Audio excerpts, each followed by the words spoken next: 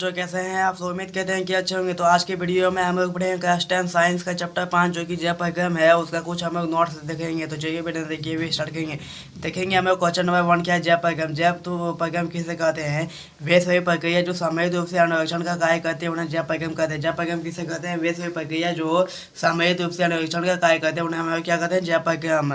देखिए जैव पैगम के आंतरिक जीवन का अनुरक्षण करने वाले पोषण, शोषण, परिवहन, उत्सर्जन, नियंत्रण, विधि, गति, प्रजनन आदि प्रक्रिया परिक्रम समेत रूप से क्रिया करती है। यानी कि ये सभी जो प्रक्रिया है, श्वसन, परिवहन, उत्सर्जन, नियंत्रण, विधि, ये सब जो है प्रक्रिया हमेशा चलते रहती है, नियंत्रण चलती रहती है। अतः जीवन को बनाए रखने के लिए जीवधारी द्वारा निष्पष्ट मूल क्रिया ही जैव परिक्रम कहलाता है। तो हम अतः देखेंगे जीवन के यानी कि जीवन के बनाए रखने के लिए जीवधारी द्वारा निर्धारण मूल क्रिया ही जैव परिक्रम कहते हैं। तो अब हम लोग देखेंगे पोषण।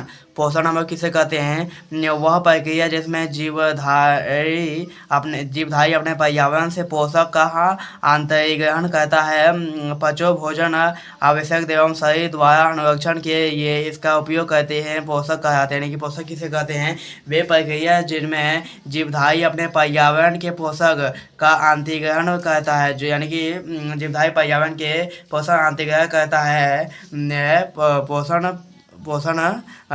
पोषण भोजन आवश्यकता है एवं शरीर द्वारा अनुरक्षण के ये इसका उपयोग किया जाता है, पोषण कहलाता है। आप देखें पोषण के विधि माने पोषण के मतलब कितना भेद है, यानी कि कितना उसका प्रकार है। तो देखेंगे हम लोग दो प्रकार, स्वपोषी और परपोषी यानी कि विषमपोषी। तो स्वपोषी हम लोग देखेंगे सबसे पहले। अब देखते हैं हम लोग स्वपोषी किसे कहते हैं। तो देखेंगे स्वपोषी पोषण का वह तरीका जिसमें जीव अपने आसपास के वातावरण में उपस्थित सजीव पदार्थ जैसे CO2, पानी और सूर्य की प्रकाश से अपना भोजन स्वयं बनाता है। उदाहरण हरे पौधे। यानी कि पोषण का वह तरीका जिसमें जीवन अपने आसपास के वातावरण में उपस्थित है, यानी कि जीवन का वह अनुरक्षण है जिनमें वातावरण से में उपस्थित सजीव जैसे CO2, पानी तथा सूर्य की प्रकाश की उपस्थिति से जो है पेड़ पौधा जो है भोजन बनाते हैं। यानी कि स्वपोषी हम लोग कहते हैं कि स्वपोषी उसे वैसे कहते हैं जो अपना भोजन स्वयं बनाता हो, जो अपना काम स्वयं करता है। मनुष्य जो है वो क्या है, विषमपोषी है, जो पेड़ पौधे पर निर्भर रहता है। अब हम लोग देखेंगे पॉइंट नंबर 2, जो जीवन स्वपोषी कहते हैं वे स्वपोषी कहलाते हैं। जो जीव स्वपोषी कहते हैं उसे स्वपोषी कहते हैं। वही बात अभी हम आप लोगों को बताएं कि जो अपना भोजन स्वयं बनाता है या जो अपना काम स्वयं करता है उसे हमें क्या कहते हैं, स्वपोषी। सभी हरे पौधे स्वपोषी होते हैं। सभी जो हरे पौधे हैं वो स्वपोषी होते हैं। इन पौधे में एक प्रकार की रचना हरित वर्ण या क्लोराइड पाया जाता है। तो क्लोराइड में हरे रंग का वर्णन परिवहन या क्लोरोफिल या पाया जाता है। क्लोरोफिल के कारण ही पत्ती रंग का हरा रहता है। कि अब हम लोग का यहाँ एक क्वेश्चन बनेगा किसके कारण है पौधे का रंग जो हरा रहता है। तो किसके कारण, क्लोरोफिल के कारण। आप देखेंगे हम लोग परपोषी यानी कि विषमपोषी हम लोग किसे कहते हैं, विषमपोषी तत्व यानी कि ऐसे जीव जो अपने भोजन के लिए दूसरे जीव का पर निर्भर रहते हैं, विषमपोषी कहलाते हैं। यानी कि जो जीव अपना भोजन स्वयं नहीं बनाते हैं, जैसे कि अभी हम लोग आपको बताएं कि जो अपना भोजन स्वयं नहीं बनाता है उसे क्या कहते हैं, विषमपोषी। इनका पोषण विधि के पोषण कहते हैं। उदाहरण मानव, जानवर, कीड़े मकोड़े एवं अन्य जीव। हम आप लोग को बताएं उदाहरण में, जैसे कि मानव। देखिए मानव दिया है, मानव, कीड़े, जानवर सब जो है विषमपोषी है। अब देखिए हम लोग परपोषी के प्रकार। परपोषी मुख्य 3 प्रकार। परपोषी के कितने प्रकार है, तो परपोषी के मुख्य कितने 3 प्रकार है।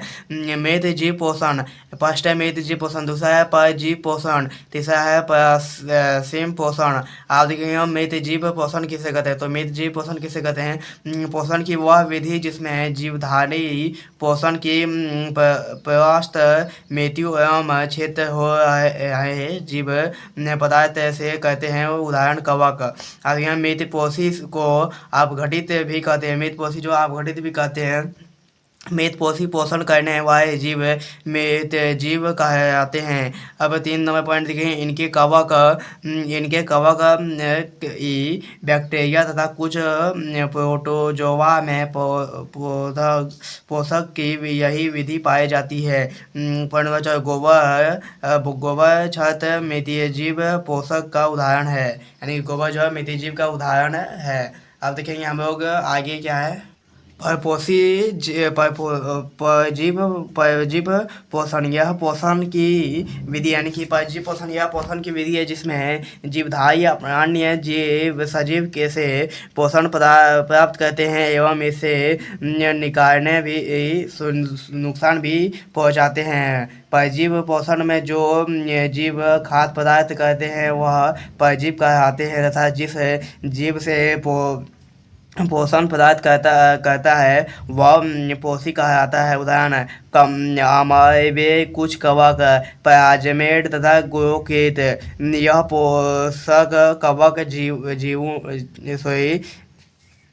जीवाणु कुछ पौधे जैसे अमेबे तथा कई जंतु जैसे गोकेट एवं टेपरवेम मलेरिया परजीव आदि में पाया जाता है। परजीव द्वारा गृहीत भोजन कार्बोहाइड्रेट पदार्थ समेत तरह रूप में होता है।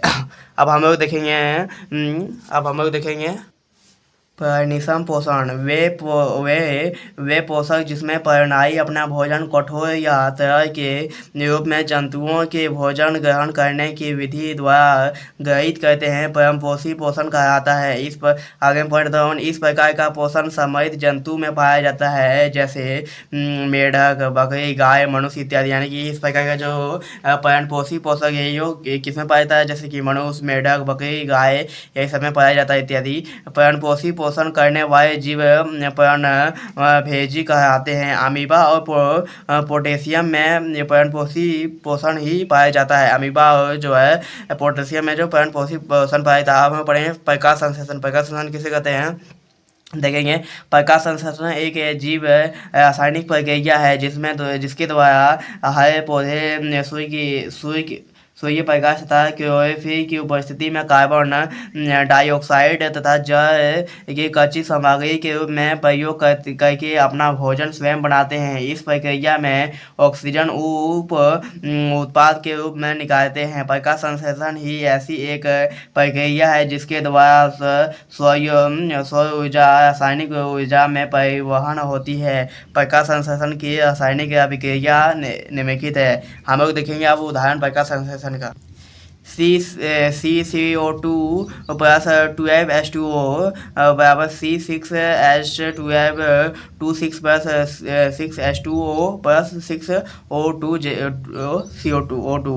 तो देखिए प्रकाश संश्लेषण के लिए आवश्यक कच्ची सामग्री। तो देखिए प्रकाश संश्लेषण प्रक्रिया करने के ये पौधे को कार्बन डाइऑक्साइड CO2 जल H2O प्रकाश व क्लोरोफिल की आवश्यकता होती है। प्रकाश संश्लेषण प्रक्रिया के लिए ऊर्जा देते हैं। इसी के साथ हम लोग का पार्ट 1 होता है कंप्लीट। आप नेक्स्ट डे यानी कि जो है हम लोग का पार्ट 2 होगा जय प्रोग्राम का। अगर आप चैनल पर नए हैं तो चैनल को सब्सक्राइब कीजिएगा। और अगर आप लोगों को कोई दिक्कत हो तो कमेंट बॉक्स में जरूर बताइएगा। तो आप मेरे नेक्स्ट वीडियो में, तब तक जय हिंद, जय Bharat, Vande Mataram. Thanks for watching.